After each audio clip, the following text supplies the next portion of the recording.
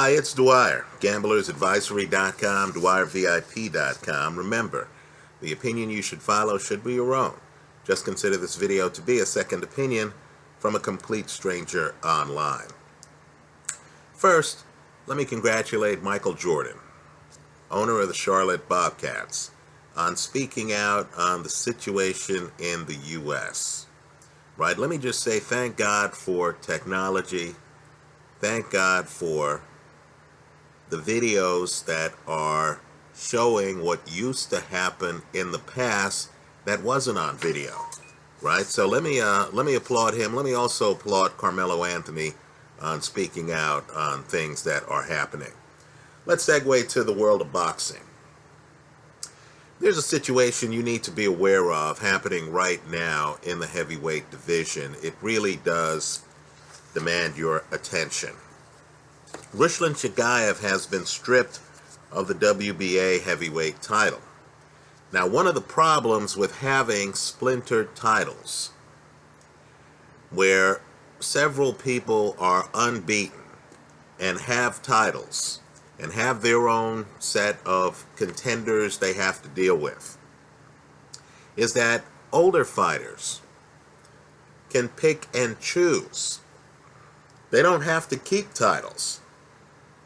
Now, longtime viewers here online know that one of the most surprising stories to me all year was the fact that Deontay Wilder was actually willing to fight Alexander Povetkin, right, in Russia. I thought that was a suicide run, right? I still don't think Deontay Wilder can beat Alexander Povetkin. I know it's controversial, whatever. I'm just telling you my opinion, right? Here's the problem. A guy like Deontay Wilder, who shrewdly has been on free TV, who's had successful fights, who you, the public, know, right, is at a minimum a legitimate contender for any heavyweight title, right? He's unbeaten. He has a greater than 90% KO ratio. A guy like this doesn't have to fight his mandatory. Because if he gets stripped of his heavyweight title, we, the public, are going to demand that one of the other champions fight him. Right? There's just too much money involved.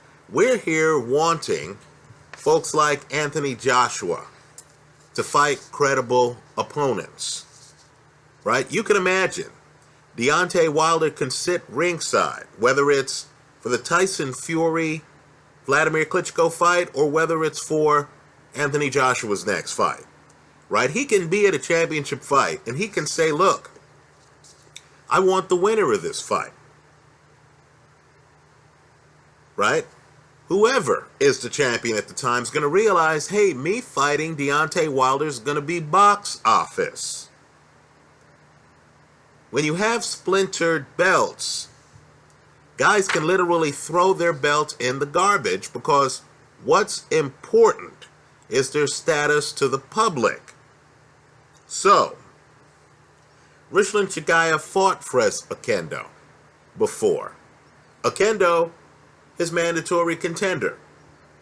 Now, I don't care what the scorecards officially said. I don't care who was officially awarded the decision or how the scoring went for that first fight. Just know that Fres Oquendo, in my eyes, won that first fight.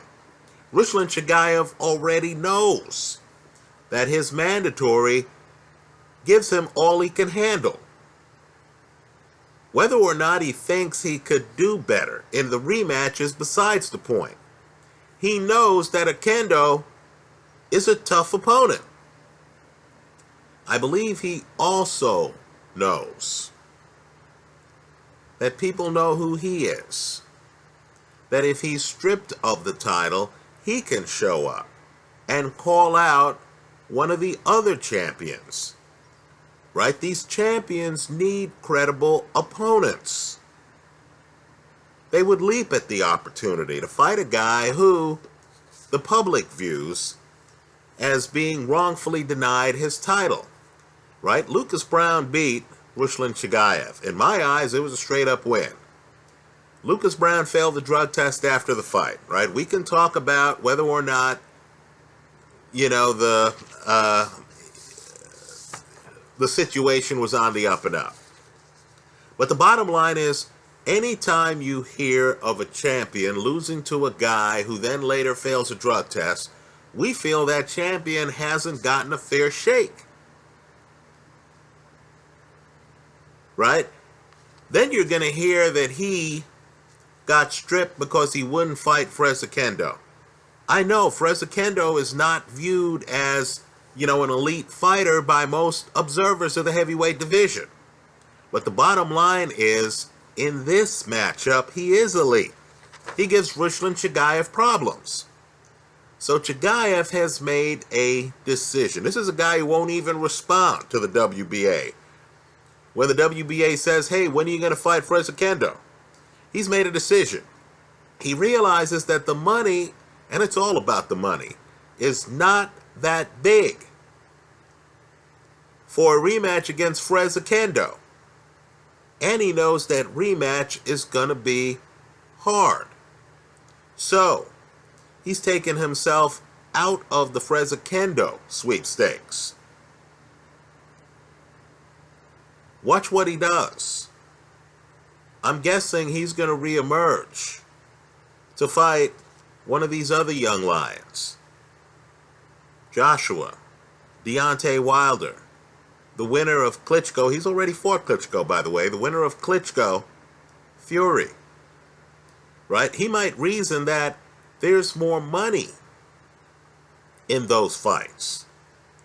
Right? So if you're a fan of boxing and you feel that the title's the most important thing to these guys, that these guys wouldn't allow themselves to get stripped of a title outside the ring, you're kidding yourself. Let me go one step further. If the injuries aren't serious, and they might be, one of the best things to happen to Deontay Wilder were the injuries he suffered in his last fight. That's if they're not career-threatening. If he can get back to 100% after rehabbing and resting and stuff like that. Right? But just understand, the injuries now give him cover to avoid Alexander Povetkin. Right now, he can literally take his time returning to the ring. We, the boxing public, know it's a violent sport. Right? We don't like fighters dodging other fighters. But we'll accept when a fighter's hurt. Especially when the fighter is hurt in the ring. We'll accept when that fighter has to rehab, take time off, get healthy. So if I were advising Deontay Wilder, I'll tell you what, I wouldn't have Wilder back in the ring anytime soon. Right? Joseph Parker is the mandatory contender for Anthony Joshua. Right? This is the same Joseph Parker who's in no rush to fight Joshua, right? He's signed to fight Dimitrenko next. Think about that. Right? You're the mandatory. Why wouldn't you say, hey man, the champ is young and untested like me. Let me take my chances. Let me go for the heavyweight title. If I win the fight, I wear the belt. Right? No, Joseph Parker is going a different direction. But if you're Deontay Wilder, understand, if Joseph Parker fights Joshua, I believe they're supposed to fight by sometime in January of next year. That's going to remove one of the guys from the equation for him. Right? Somebody's going to win, somebody's going to lose. Then Wilder could step out of the weeds and say, hey, I'd like the winner of that fight. Because understand, the winner of that fight is going to be heavyweight champion. Wilder also knows that if he takes his time coming back, whoever wins the Tyson Fury-Vladimir Klitschko fight, Wilder can step out of the weeds and say, hey, fight me. whether or not Wilder has a title. Understand, Wilder's unbeaten. The world changes when you're unbeaten. When the boxing public knows you've had a belt and knows you're unbeaten, then if you get stripped of your title because you're injured and can't fight a mandatory, you know what? We, the boxing public, will still consider you to be a young lion, or in Wilder's case, a 30-year-old lion. We'll still consider you to be a warrior. We'll still consider you world-class, and we'll look forward to your next title fight.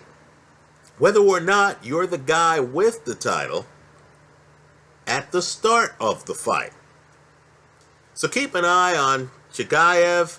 Keep an eye on whether that Wilder-Povetkin fight ever comes off. I know there are a bunch of lawsuits and stuff like that, but understand, Wilder now has plausible deniability, right? He can say, look, I'm not physically able to fight anyone right now, right? One of the worst injuries any fighter can have is a hand problem, right? Your hands are some of the tools of the trade. I can't show up in a boxing match and say, you know what, I'm just going to protect this hand. Let me do everything else. Because then I'll be missing a hand at championship level against world-class opposition. Right? Look at Povetkin too. Understand right now, the center of the universe for boxing is the United Kingdom. Don't believe me? Just count the champs. If you want to know why Golovkin is going to the UK for his next fight, just understand that's where the action is. I know there's some other great spots globally, Mexico, Canada, right? Barclays has its share of fights here in the United States, but there's no place quite like the UK. Understand, the UK right now has two, not one, but two unbeaten heavyweight champions, right? Don't be surprised if Povetkin pivots and says, hey, I can't fight Wilder because he's injured, right? Let me fight Tyson Fury. If Fury beats Klitschko. I'll tell you, some fighters with one loss will have an axe to grind with the guy who beat them. Let's say Vladimir Klitschko upsets Fury. You know what? There is the possibility that of all the people on this planet, the one guy Povetkin most wants to get back in the ring with is Vladimir Klitschko. Right? If you're Alexander Povetkin, how could you not show up for Joshua Parker when that fight happens? Right? So, just be aware that the situation at heavyweight is even more fluid. Now, let's shift gears even further. You know, I heard one of the most preposterous things recently. You know, folks are always trying to sell you stuff, right? They have planned PR campaigns. They want to keep their client in the news. They want you to believe that, the client's willing to do certain things and stuff like that, right? A lot of life is selling people toasters. Well, Golovkin's gotten a lot of heat. People feel that a middleweight champion shouldn't be fighting guys from the welterweight division. Now, let me just say, Kell Brook's a big welter. Kell Brook has a big punch, right? Kell Brook has to lose weight to make weight. Golovkin's not a big middle, right? I'm looking forward to the fight. The fight has a lot of intrigue. I applaud both men for making the fight, especially since both men are unbeaten. Someone's going to leave the ring more than likely with a loss. Unless we get some ridiculous draw, that'll be another story. But as you can imagine, a lot of people are saying, look, man, Golovkin didn't want to fight Andre Ward because Ward was too big. Golovkin, talked about weight in the past and stuff like that. And here he is, picking a guy from a lower weight class. So now we have Team Golovkin coming forward. And they're saying, look, man, had they told us James DeGale, the champ at 168 pounds, we would have taken that fight. We would have traveled to the UK to fight James DeGale. Now, number one, I'm not buying it. Number two,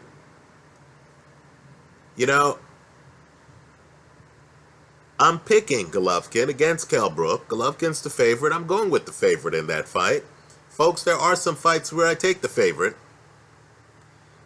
But viewers need to know that if Golovkin were to sign up to fight James DeGale, I'd be firmly with James DeGale. DeGale has a different set of skills in my eyes than Kell Brook. Right? With DeGale can beat you inside out. DeGale's a guy who would be able to get on Golovkin's chest without getting hit by Golovkin's jab. And would be able to, in my opinion, bully Golovkin on the inside. Right? Golovkin's strong, but he needs room to land punches. He doesn't strike me as having a lot of core strength. He doesn't emphasize his body, his core, when he fights. So I get the feeling a bigger man with an inside game, which DeGale has, would be able to get inside. Get, in the words of Adam Booth, Golovkin in what Booth called DeGale's blender, and would be able to rough him up. So if the Golovkin people are serious here, right, I for one can hardly imagine a more intriguing fight than Golovkin against James DeGale, after Golovkin, in my opinion, destroys Kell Brook. Right? Obviously, Golovkin has many roads. Right? His goal, and it's admirable, is to unify the middleweight title. But just from a style perspective, understand DeGale is on the very short list of fighters who are the absolute best in the sport pound for pound, in my opinion. Right? I don't think a fight between DeGale and Badou Jack's competitive. Right? I'm one of those who believes that a fight between DeGale and Carl Froch wouldn't have been competitive over the last 2 years. Right? I think DeGale is a different level. Right? So, just looking at all the fighters out there, I've been tracking the Golovkin team's comments on fighters. Right? Let's just say Golovkin beats most guys, not all guys. Right? If Golovkin takes on James DeGale, I'm rolling with James DeGale. Quite frankly, DeGale has no peer at 168 pounds. That's how I see it. Let me hear from you. Leave your comments for me. Let me add this too. Someone said, Dwyer, is it possible that you could be wrong on the Tony Harrison-Sergei Rabchenko fight? I'm taking Rabchenko in that fight. Absolutely. I could be wrong on any fight I pick. But I'm going to take my chances.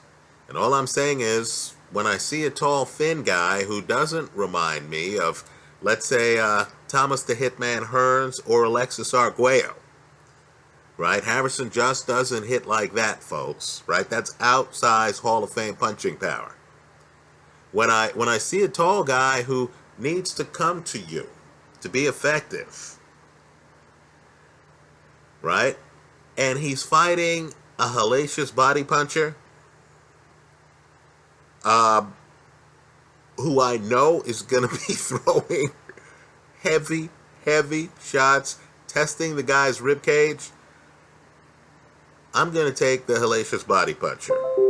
I don't care who the Al Heyman fighter is in the fight. I'm not here trying to make a political pick. I'm here actually trying to beat the casino. So yes, I am rolling with Rabchenko. All I can say is, you know, gambling involves huge risks. You got to take chances. I'm just sharing with you the chances I'm taking. You need to make decisions for yourself. That Rabchenko pick is high risk. No question about it. But I think he's going to take out Tony Harrison. We'll see what happens when that fight happens. Anyway, that's how I see it. Let me hear from you. I hope you leave your comments in the comment section to this video. Thanks for stopping by.